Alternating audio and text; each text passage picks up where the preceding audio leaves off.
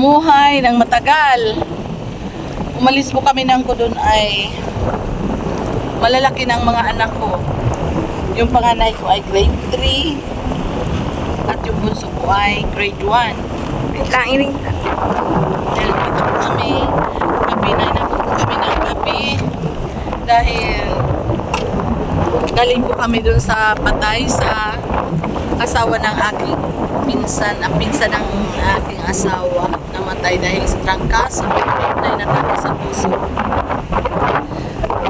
Pagkatasan pa, nakunan ko itong baby nung umaga pa. Ito po yung ang pangunahing hanap buhay po dito ay pangingisda at pagsasaka. Alam niyo po ba guys na pag may buwan, hindi sila na palaot na lahat sila ay nandiyan lang sa bukid, nagtatanim. At pag walang buwan naman, nasa laot sila lahat. Kaya marami po dito mga boat, sasakyang pangdagat o sasakyang pangingisda. Ito ang pinakamalaking source ng isda na dinadala sa Pirak. Marami po dito dumadaong na mga sasakyan galing sa Karamuan.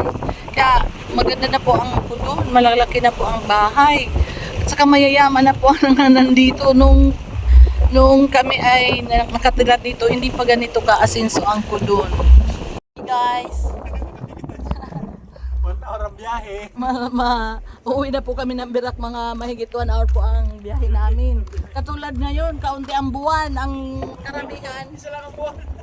Ang karamihan ngayon ay nasa laot. Isang nangingisda. buwan.